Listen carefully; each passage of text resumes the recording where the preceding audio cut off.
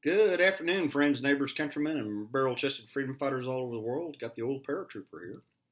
And I was talking to a friend the other day, and his son is fixing to graduate 12 Bravo, which is the Combat Engineer MOS, up at Fort Leonard Wood here in about another couple of weeks or so. And he was talking about getting a present for his son. And he was thinking about getting a knife, and because I've been wearing a uniform a long, long time, he had some questions for me about what to suggest. And I thought, man, that'd make a good video. So I'll tell you what I have been carrying as for a knife since I joined the Army several decades ago. Now this one right here, this is a buck. I believe it's called a Hunter skinning knife. I bought this in the late 1980s. I bought it especially because it had a neoprene handle. I did paint the blade black at one point. And I bought it for a couple reasons, because number one, it was affordable. Number two, the steel is pretty good in buck knives, and you can get them easily sharpened. And of course, I had the typical Rambo fantasies, thinking I was going to have to build a shelter, take out a sentry, and I just needed a big knife. And I got this, carried it, took it to Ranger School and some other courses, and I think I carried it on my LBE the whole time we had LBEs. And I've also carried it on TAPS. And I mean, I've carried this knife a long time. And most of the time I've used it to cut sector stakes and open MRE wrappers. But it's been a good knife. Not bad. Not a bad choice. But here's some other knives that I've carried over the years. Let's see. This one right here. Now, I was a jump master. And jump masters are supposed to carry knives when they're pulling their duties. And in the old World War II pictures, you'll see it strapped on the lower leg. And in the 82nd, they issued like a Air Force survival knife for that.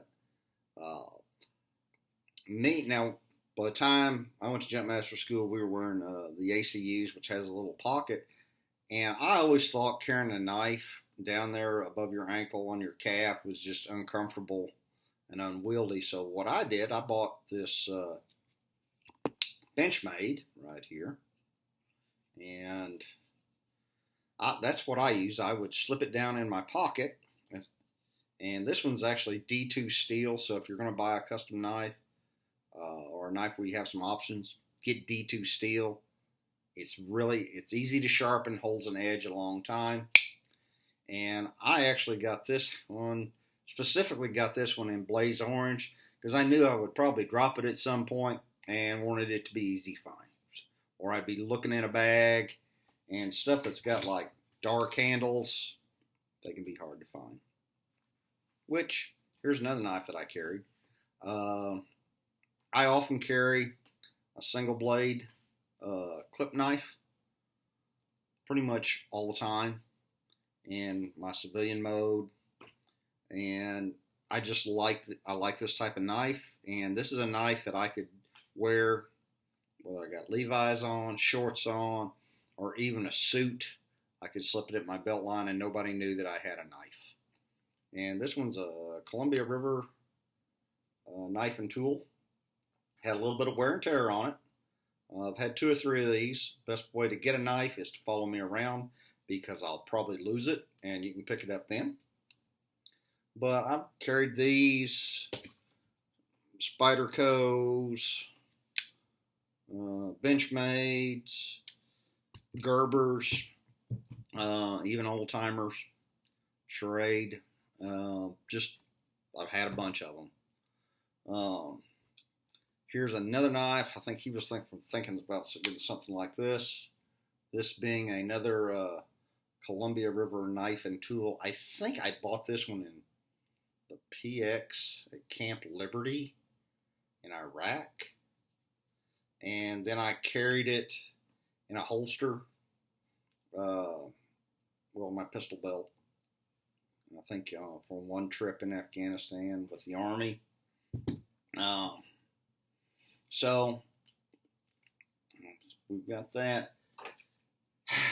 I'm going to show you the knife that I have carried the most over the years. Now, let me put one caveat on this. I am a firm believer in everybody having a multi-tool. Multi-tools are extremely useful. I never like to carry one simply because they're bulky in the pocket, and if you wore the little holster on the side, invariably I would sit down or be laying down or some way that would punch into my body, and I thought they were uncomfortable to carry.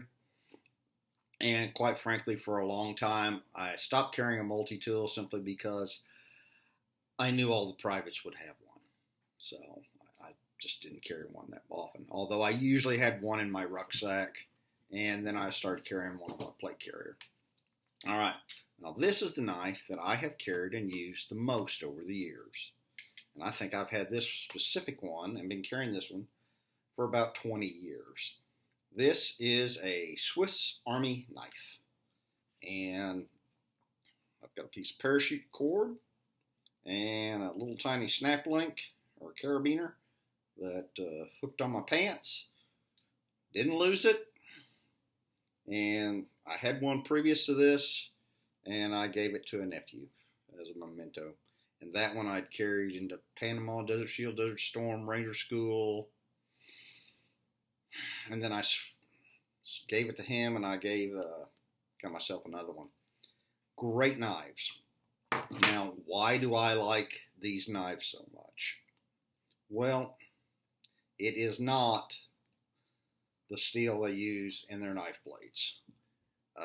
That is one flaw with Victorinox, as their steel, it doesn't keep an edge for a long time. But it is relatively easy to sharpen.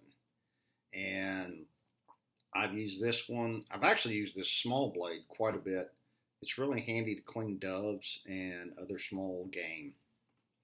But the two things I really like about these Swiss Army knives are the scissors. I've probably used these scissors more than anything else because they're just super handy, whether you're cutting a piece of skin off your finger, or you're making